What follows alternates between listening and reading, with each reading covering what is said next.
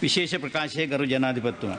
අරු කතානායකතුමනි විශේෂයෙන්ම කරුණු කීපයක් පැහැදිලි කරන්නට මට අවස්ථාව දීම ගැන මම පළමුවෙන්ම ඔබතුමාට ස්තුතිවන්ත වෙනවා.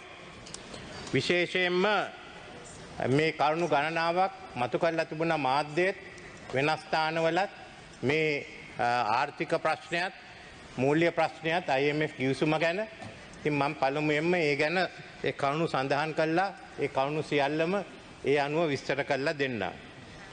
ගරු කතානායකතුමනි 2022 ජූලි මාසයේ අපිට තිබුණ කෝලහල ගිනි තැබීම් රජයේ බංකොලොත් වීම ඒ නිසා ලංකාව කෙරෙහි ඇති විශ්වාසය සම්පූර්ණයෙන්ම නැති වුණා. ඒක කඩලා වැටුණා. දැන් මාස 8කට පසුව අපේ ආර්ථිකය ආපහු හැරවීමෙන් ලංකාවට තියෙන සාර්ථක කතාවක්. අද කියන්නේ the comeback story Sri Lanka comeback story කියලා.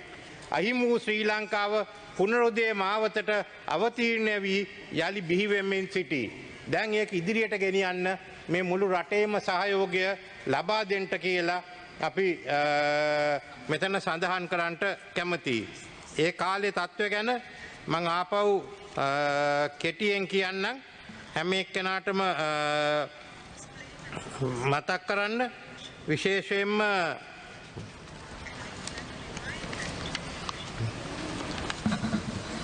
අපි 2019 අගභාගයේදී අපේ බදු කපා හැරීමෙන් දළදේශීය නිෂ්පාදනයෙන් 4% අපිට නැති වුණා. ඊට පසුව කොවිඩ් වසංගතය නිසා අපේ ආර්ථිකය තවත් පිරිහුණා. මේ ප්‍රතිඵලයක් හැටියට ඇමරිකා එක්සත් ජනපද ඩොලර්ට සාපේක්ෂව ශ්‍රී ලංකා රුපියල 2022 පෙබ්‍රවාරි සිට මාස 3ක් ඇතුළ 140කින් පිරී ගියා. ඉන් අනතුර රුපියල දිගින් දිගටම පිරී ගියා. එමෙන් 2022 වසර පුරාම ආර්ථික වර්ධනය 7.8කින් හැකිලී ගියා. 2022 සැප්තැම්බර් වෙන 2022 අපි සැප්තැම්බර් වෙනට උද්දමනය 70%ක ඉක්මවන අතර ආහාර උද්දමනය 95%ක් තරම් ඉහළට ගියා. අන්න එහෙම තත්වයකින් තමයි අපි තිබුණේ. මේ පසුබිමේ ජූලි මාසයේ ජනාධිපති තනතුර බාරගත්තේ ජනතාව දුක් විඳින අවස්ථාවක බලාපොරොත්තු කඩ වුණු අවස්ථාවක රට යලිත් ගොඩ ගන්න හැකි වෙයි මම විශ්වාස කර නිසා. ඒ වගකීම මම ඒ නිසා බාරගත්තා. උද්ඝෝෂණ විරුද්ධතා මැද මම ඒ වගකීම බාරගත්තා. නොඑසේනම් රට සම්පූර්ණ විනාශයකට පත් වෙනවා. මගේ ගෙදර පුස්තකාලයේ චිත්‍ර ගිනිබත් වලින් විනාශ වුණාට මම ඒකට පසුබට උනේ නැහැ. රට විනාශ නොවි රට ගොඩ ගන්න අපි ක්‍රියා කරා. ඒ නිසා විශේෂයෙන්ම මම කියන්න කැමති ඒ කාලේ වෙනකොට අපිට IMF ශ්‍රී ලංකාවේ මුළු ණය ප්‍රමාණය ඇමරිකන් ඩොලර් බිලියන 83.6යි. ඒකේ විදේශ ණය ඇමරිකන් ඩොලර් බිලියන 41.5යි. දේශීය ණය ඇමරිකන් ඩොලර් බිලියන 42යි.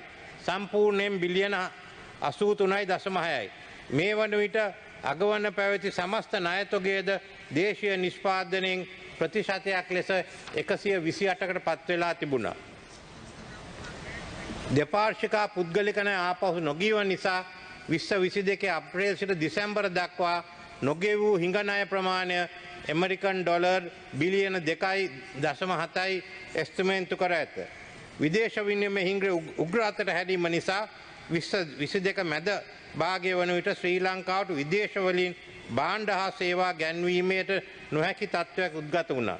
2022 මැයි මාසයේදී විදේශ ණය වලට අදාළ පොලිය ගෙවීමට අසමත් වුණා. ශ්‍රී ලංකාව ඉතිහාසයේ ප්‍රථම වතාවට තමයි මෙවැනි තත්ත්වයක් අපිට සිදු වුණේ. ආණ්ඩුව එදා බාර අරගෙන ගත්ත අවස්ථාවේදී මට තිබුණේ IMF ලෝක බැංකු ADB සමග සාකච්ඡා ආරම්භ කර මම සැප්තැම්බර් මාසයේදී විස්තීර්ණ ණය පහසුකම් එකඟතාවය විශේෂයෙන්ම IMF සංවිධානය සමග එකඟත්වයකට ආවා. ඒකම අපි ඒ සඳහා අපිට ඒ ගිවිසුම ගැන මම වචන ස්වල්පයක් කියන්නම්.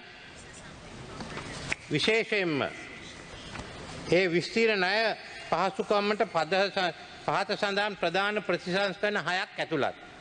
අයන්න ආදායම් පාදක රාජ්‍ය මූල්‍ය ඒකාබද්ධ කිරීම. මේ යටතේ රාජ්‍ය මූල්‍ය ශ්‍රේෂ්ඨයට අදාළ ආයතනික ප්‍රතිසංස්කරණ සමාජ ආරක්ෂණ ජාලය ශක්තිමත් කිරීම හා රාජ්‍යාංශයේ ව්‍යාපාර ප්‍රතිසංස්කරණය කිරීමද ඇතුළත්ය. ආයන්න රාජ්‍ය ණය ප්‍රතිව්‍යුහගත කිරීම. ඈන්න මූල්‍ය ස්ථායීතාවය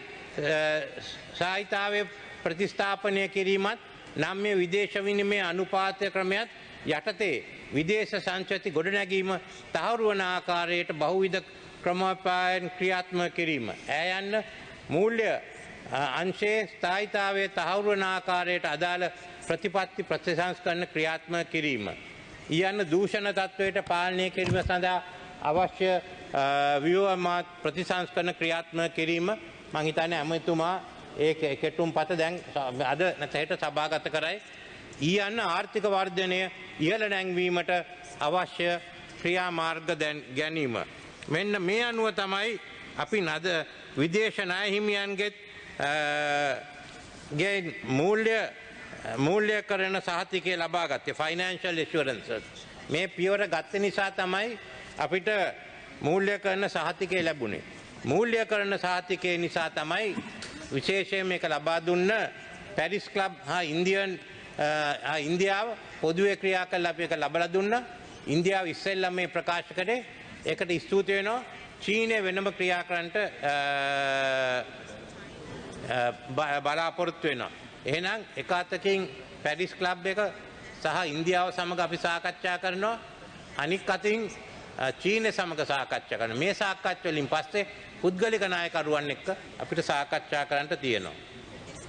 මේ ගිවිසුම නිසා අපිට IMF එකෙන් මං ඩොලර් බිලියන 3ක් විතර ඊළඟ අවුරුදු 4 ලැබෙනවා. ඒ වගේම අනික් ආයතනෙත් මුළු ප්‍රමාණය ගත්තොත් මේ අපිට බිලියන 7ක් විතර ලබා ගන්නට පුළුවන්. ඒ මුදල් උවමනයි.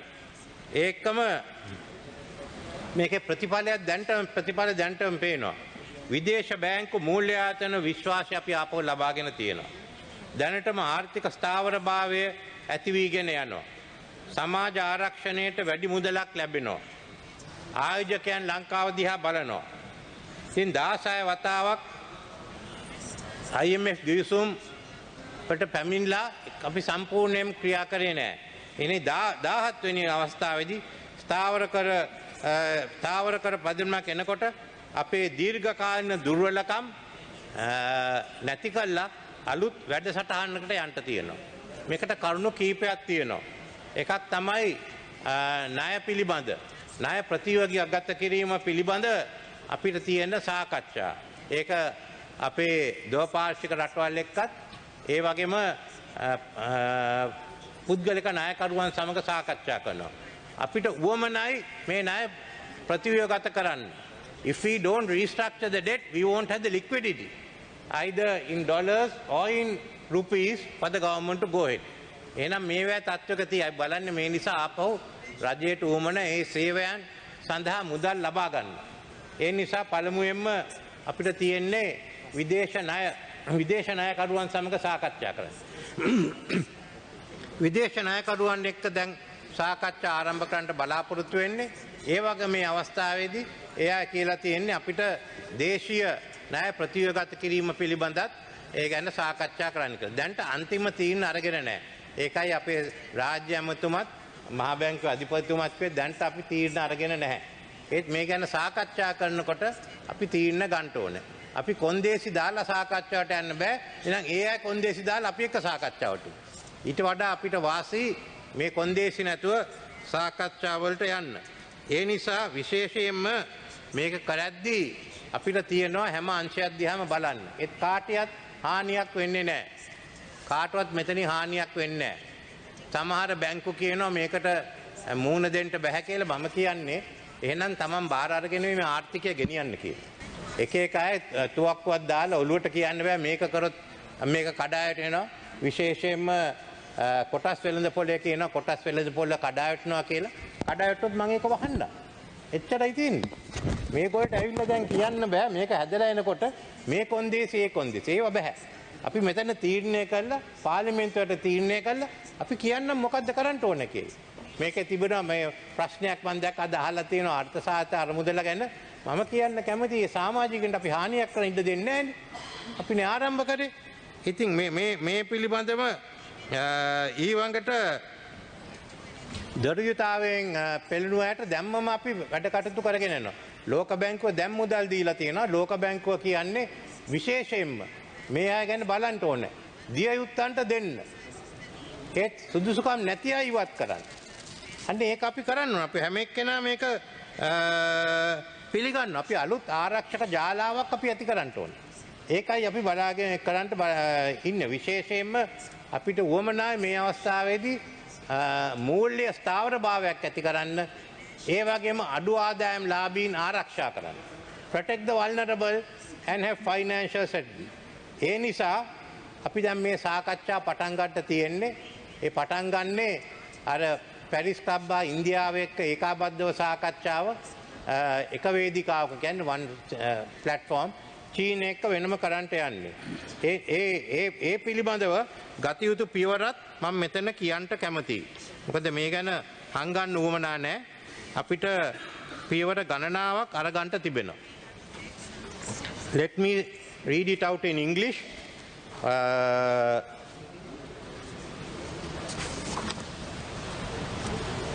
We have taken 9 prior actions which we agreed to. So we are qualified under that.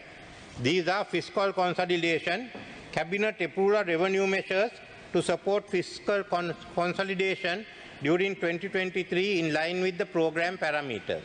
Parliament approved for a revised 2022 budget that is in line with the program parameters. Submission to Parliament of the 2023 appropriation bill that is in line with the program parameters. Fiscal structural reform, cabinet approval to automate monthly retail fuel price adjustments as prescribed by the 2018 fuel pricing formula to achieve cost recovery. Cabinet approval to automate semi-annual cost recovery based electricity price adjustments. Multiple pillars. Cabinet approval of a new Central Bank Act with amendments from the bill submitted to Parliament in November 2009 in consultation with the IMF staff. That has been done. Now we have to pass the bill here. Financial stability. Cabinet approval of Banking Special Provision Act to strengthen key elements of the CBSL crisis management powers. Hiring by the CBSL of an independent firm to conduct banking sector diagnostic exercise based on terms of reference and timelines established in consultation with IMF staff. Price stability. Increase policy interest rates by 100 basis points to ensure forward-looking real policy rates on a firmly upward path. Then the next item is I want to inform the House of the proposed quantitative performance criteria and the indicative targets. Central government primary balance 2022 minus 895 billion. By end December we want to make it minus 209 billion. The net official international reserves US dollars million 3,540,000 minus. By end December we want it to be minus 1,592,000. Net credit to the government of the CBSL rupees 2,834 billion. By end December it should be 2,740 billion. The stock of expenditure areas of the central government 2022 60 billion, it will be 30 billion. Central government tax revenue flow 2022 it was 1,751,000.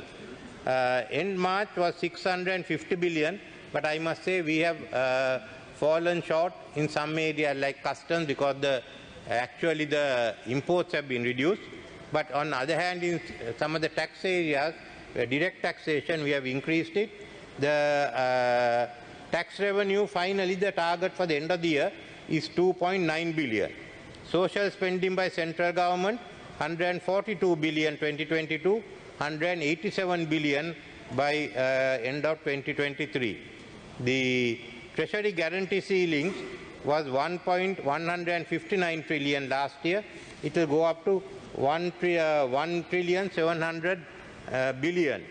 Then I would like to tell you the structural benchmarks required for macroeconomic adjustment. Parliamentary approval for a new Central Bank Act, which will table in Parliament next month. Completion of assets quality review component of bank diagnostic exercise for the 2 largest state-owned banks and the 3 largest private sector banks. 3 parliamentary approval of the welfare benefit payment scheme and the application of new eligibility criteria to identify low-income families of receiving welfare benefit payments. End of May.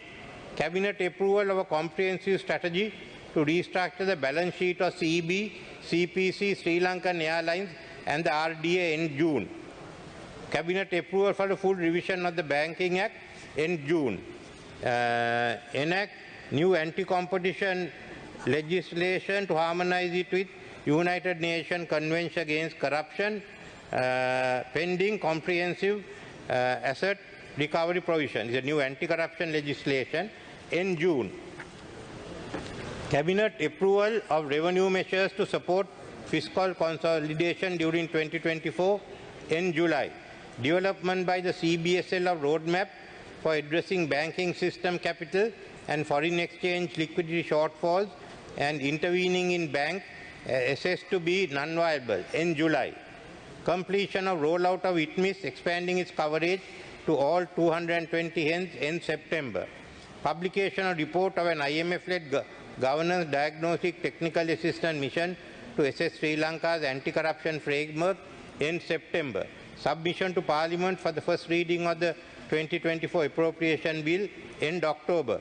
Determination by the Ministry of Finance of the size, timing, instruments and terms and conditions for potential government recapitalization of viable banks which are unable to close capital shortfalls from private sources in October 2023. 13. Parliamentary approval of the 2024 appropriation bill and the spending allocations in line with program parameters in December 2023. Submission to Parliament of a new public finance management law that will authorize the budget formulation process, roles and responsibilities of relevant agencies and information and accountability requirements in December 2023.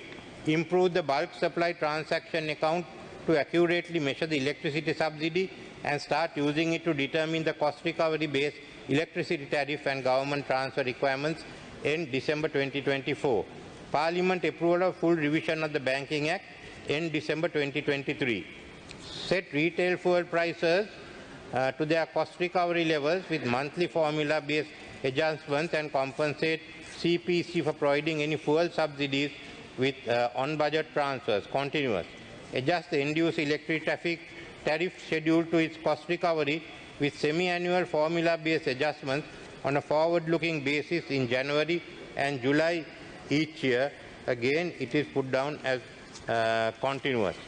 Then the last one is achieving debt sustainability. Debt stock. Public debt should decline to below 95% of GDP by 2032. Post-program gross financing needs. Average annual gross financing needs of the central government during 2027 to 32 should remain below 13% of GDP compared to 34.6% of GDP in 2022. Post-program foreign exchange debt service. Annual foreign exchange debt service of the central bank should remain below 4.5% of GDP in each year over 2027 to 32 compared to 9.4 in 2022. Program financing gaps. Debt service reduction during 23 to 27 should be sufficient to close external financing gaps. Under staff's baseline scenario, US $17 billion in debt service reduction is required, including the areas accumulated in 2022. So we are trying to get a 17 billion debt reduction. on that side. Do we want it or not? Are we going in for debt restructuring? We can't manage without debt restructuring. That's what I want to make it clear to all the members. අපිට ස්ථාවර භාවයක් පමණක් මදි. අපිට ඇත්ත වශයෙන්ම අපි බැලුවොත් මේ කාලෙදී 2019 නාමික දළදේශීය නිෂ්පාදනය එක්සත් ජනපද ඩොලර් බිලියන 89ක් පමණ විය. යළිත් 2019 පැවති ප්‍රමාණයට දළදේශීය නිෂ්පාදනය ළඟා වනුයේ 2028 දී. ඒ යන්නේ 3% වර්ධන වේගය එක්ක. ඒ බැවින් ශ්‍රී ලංකාවට අවුරුදු 9ක ජාතික ආදායම අහිමි වෙන්න පුළුවන් අපි 3%ක වර්ධන වේගයේ සිටියොත්. ශ්‍රී ලංකාවේ ඒ වගේම ශ්‍රී ලංකා ආර්ථිකය 2023 දී 3%කින් පමණ පහළ යාමට නියමිත බව දක්වා ඇත. ආර්ථික ධනාත්මක භාවය දිශාවට තහවුරු වීම අපේක්ෂා කළ හැකි වන්නේ 2023 අගකාර්තුවේය. 2019 සිට අඩුතරමින් 3%කින් හෝ 7%ක වර්ධන වසර 9ක් තුළ පැවතියේ නම් අපගේ දළදේශීය නිෂ්පාදනය ඩොලර් බිලියන 110කි. එහෙත් අපි 5%කට ගියොත් ඒක ඩොලර් බිලියන 130යි. අපි බලන්නේ ඇත්ත වශයෙන් පළවෙනි අවුරුදු 2-3 දී අපිට 3%ක 4%කට යන්න වෙයි. ඊට පස්සේ අපි මේ කාල සීමාව තුළදී අඩු ගානේ 6%ක 7%ක වර්ධන වේගයෙන් යන්න තියෙනවා. ඒ වර්ධන වේගයේ අනේකට අපේ මේ සභාවේ මේ දෙපැත්තෙම අය එකඟ වෙන්න කියලා මම අහනවා. මේක මේ 7%ක් අපිට 8%ක් කරන්න පුළුවන් නම් ඒ අවස්ථා තියෙනවා. ඒ සඳහා තමයි මේ සම්පූර්ණ නීති ප්‍රතිව්‍යුහගත කරන්නේ. රීස්ට්‍රක්චරින් ෆොර් growth අපිට සමහර නීති ඉවත් කරන්න තියෙනවා. සමහර අපෙන් අහනවා සංස්ථා විකුණන්නේ. ඇයි සංස්ථා ඉවත් කරන්නේ? මීට වඩා හොඳට ක්‍රියාත්මක කරන්න පුළුවන් පුද්ගලික අංශයෙන් ඒක බාර දෙන්න. ඒ වගේම තමයි එක කොන්දේසි අපි දාලා අවුරුදු 25ක් 30ක් තුල අපි විවිධ සීමා පැනෙවුවා. එක අමාත්‍යාංශ කැමති වුණේ විදියට. අපි දැන් ආර්ථිකයේ දිහා බලලා තියෙන සීමා කොමක්ද? ඉවත් කරන සීමා කොමක්ද කියලා අපි තීරණ ගන්න ඕනේ. අපිට උවමනා මේ හැමතැනම අපි ඔක්කොම highly competitive social market economy. ඉතා තරඟකාරී සමාජ සාධාරණ ඇති වෙළඳ ව්‍යාපාරයක්. අපිට ඕන වෙලාවත් we want a green economy. Haritha ආර්ථිකයක්. We have to get a digital economy. Digital කරන්නේ ඇතුළේ ආර්ථිකයක්. මෙන්න මේවා ඇති කරන්න තමයි අපි ක්‍රියා කරන්නේ. මේ සඳහා විවිධ ක්‍රියාකාරකම් තියෙනවා. සමහර ඒවා කෘෂිකර්මයේ නවීකරණය කිරීම, අලුත් කර්මාන්ත ගේන. ඒ පිළිබඳ මම වෙනම කතාවක් කරන්න ඉන්නේ. අද එතන විශේෂයෙන් මේ කාරණා ගැන අපි වෙනම සාකච්ඡා කරමු. මේකෙන් පසුව IMF දිවිසුම හැර වෙන විකල්පයක් අපිට අද නැහැ. කවුරුත් එකක් යෝජනා කළත් නැහැ. ඉතින් වෙනම විකල්පයක් නැත්තම්, ක්‍රියාකාරී විකල්පයක් නැත්තම් අපිට තියෙන්නේ මේක අනුමත කිරීම. මම කැමතියි විශේෂයෙන්ම අපේ සජ්ජබේ මන්ත්‍රීවරුන්ටත් කියන්න, එක්සත් ජාතික පක්ෂ හිටුවේ කාලේ ඉඳන් අපි හැම වෙලේම කිව්වා IMF සමග විශේෂයෙන්ම එකතු වෙලා වැඩ කරන්න කියලා.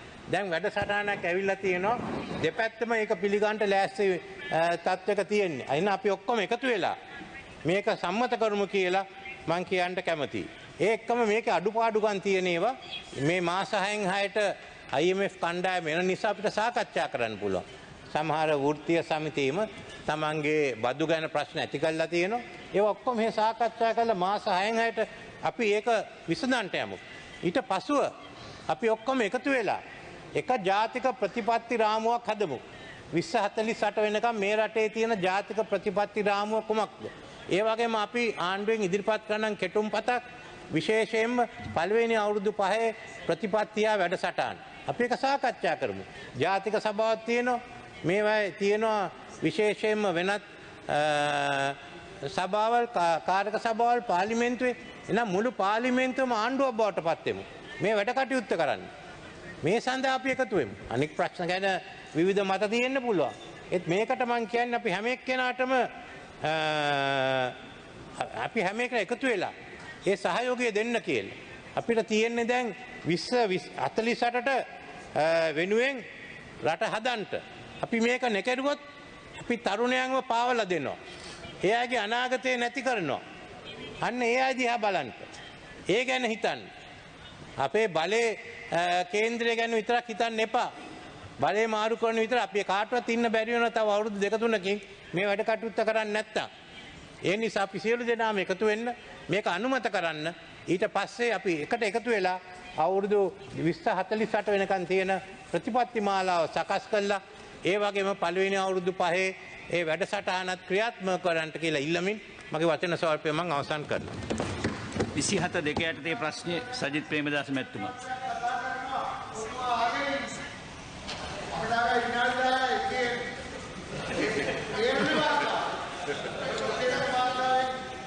සජිත් ප්‍රේමදාස මැතිතුමාගේ ප්‍රශ්නය අහන්න 27 2.